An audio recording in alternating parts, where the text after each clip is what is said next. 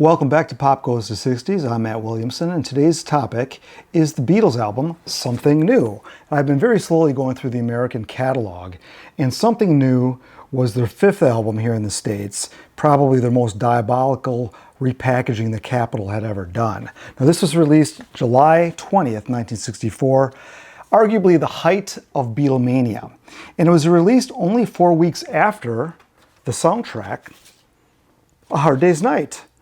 So it was released right around the time the movie was out, and Capitol, this is a Capitol release, this is a United Artists release. So I go into why they're on two different labels in my review on A Hard Day's Night.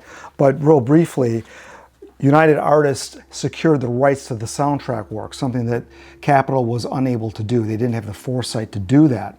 So Capitol could release singles and they could release these compilations, but United Artists had dibs on the soundtrack. So this was released just 4 weeks prior, and Something New eventually charted at number 2 for 2 weeks behind A Hard Day's Night, and by the end of 1964, it had sold 1.2 million copies. Now, one thing I didn't realize was this album was also released on the Parlophone label for sale on American Armed Forces in Europe, and it was also issued in Germany on the Odeon label. So those are very big collector's items. As I said, this was probably the most diabolical compilation the Capitol concocted. And the reason I say that is because 5 of the tracks had just been released 4 weeks before. So they're duplicated here, and those tracks are I'll Cry Instead, Tell Me Why, And I Love Her, I'm Happy Just to Dance With You, and If I Fell.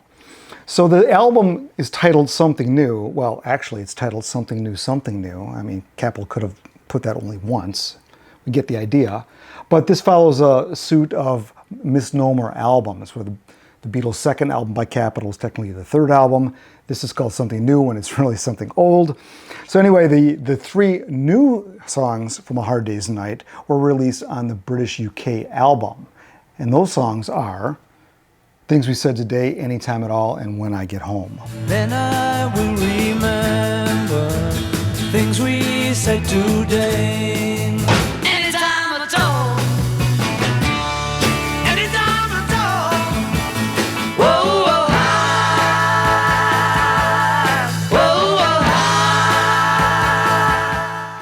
The final 3 songs were the covers Matchbox and Slow Down, and scraping the bottom of the barrel, the 11th track was Come Give Me Your Dying Hand, which is I Want to Hold Your Hand in German. Come to me, and this song could have been sung in Swahili for all the fans cared. You know, the Beatles were selling just about everything that was put in front of the fans at this time. Kind of like today, actually.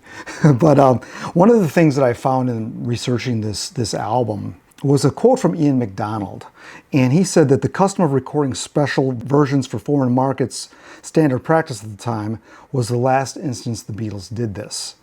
The resulting promotion of the English language around the world is one of their most substantial and least documented achievements. So I thought that was a really interesting view that MacDonald took, and that's the reason why his book is so good, because he takes these wider views.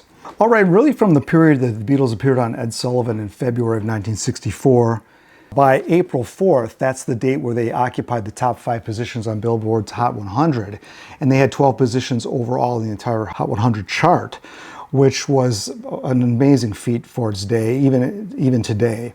And it seemed like everything the band was putting out, multiple labels, it was just flooding the charts. Well, that started to slow down with this album by the time this album came out. So let's see what the chronology of the releases here. So this album was released on June 26, 1964. The film followed about a week and a half later on the 7th of July. 1 week later, the A Hard Day's Night single was released on 7/13. And then on the 20th of July, this album was released along with 2 Capitol singles on the same day. And that was And I Love Her, backed with If I Fell, and I'll Cry Instead, backed with I'm Happy Just to Dance With You. Why would you release an album and 2 singles on the same day? I think because they thought they could just get away with it and sell a bunch of singles like on April 4th, everything was just flooding the charts and hitting the top of the charts. Well, that stopped right around this time because And I Love Her, that only got to number 12. I'm shocked it didn't get into the top 10. So the film was out, and people, I think, were just busy buying the soundtrack. The B-side, which almost all the Beatles B-sides chart, If I Fell charted only at number 53. So the other single, I'll Cry Instead, only charted at number 25, and the B-side, I'm Happy Just to Dance With You, number 95. So this shows you that Beatlemania indeed was slowing down, at least from a chart perspective. Now, they waited a full month or so to release the next single, which was Matchbox and Slow Down. This single didn't do a whole lot better. Matchbox, I guess, was the A-side that charted at number 17. That's with Ringo on lead vocal. And Slow Down charted at number 25, and that was the B-side.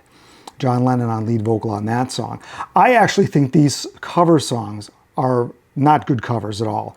I think the Beatles were so busy, they were working on so many of their own songs that I think that they took their eye off some of the covers and the quality. And I think they were just outgrowing being a cover band anyway. And with all these releases flooding the market, finally the market was saturated. I said I'm sitting here watching Matchbox holding my clothes. Pretty baby, give me one more chance. Try to save our romance, slow down. So Matchbox and Slow Down, here's the single. This was released on August 24th, 1964. Their next single in America didn't get released till November, and that was I Feel Fine. So it took until this single to really bring the public back to its senses and say, okay, I guess we've had enough Beatles. And the record company took its time and waited 2.5 months for that next single to come out. Now, the other single I mentioned, I'll Cry Instead, I'm Happy Just to Dance With You. If this picture sleeve looks familiar, it is. It's because it was the same picture sleeve almost as I Want to Hold Your Hand and I Saw Her Standing There. Well, obviously, they probably didn't have many photos of the Beatles during this time, so Capitol had to use, an existing photo. The laziest design department in the industry, in my opinion. Although I will say, I do think this is a striking album cover. Terrible title. They didn't have to repeat it, but I like the colors on here, and the black makes this really kind of pop. So I guess they did okay on this. But I'm kind of a big picture sleeve fan, so it's always disappointing to see them use the same picture sleeve a couple of times. One of the interesting things about this release is that it is one of the only early Capitol albums, it's the first one as a matter of fact, to have all the songs issued in true stereo. And there's some variations in the mono release as well. So the mono release contains alternative versions of Anytime at All.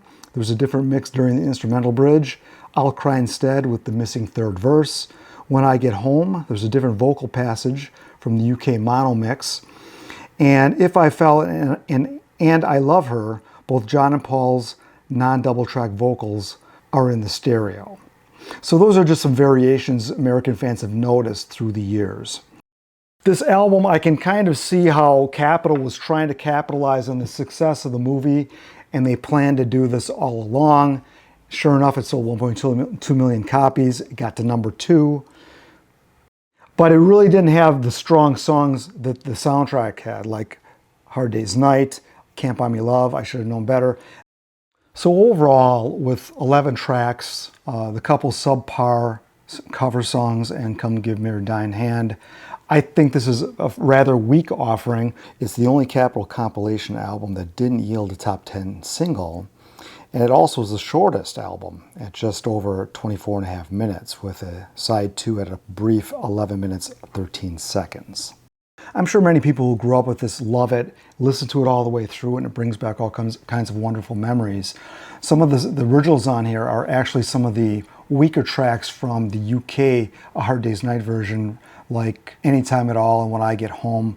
I'm Happy Just to Dance With You. Not their strongest songs from the project, but still, people were buying Beatles. They wanted anything they could get on the Beatles.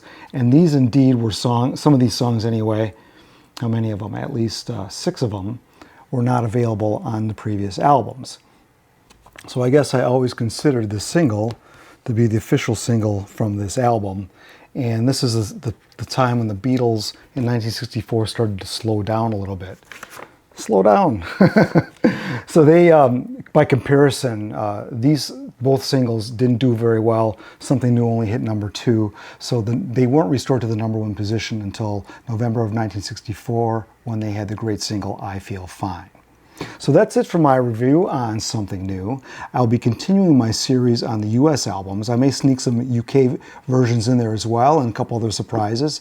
So you won't want to miss an episode of Pop Goes the 60s. Thanks for watching.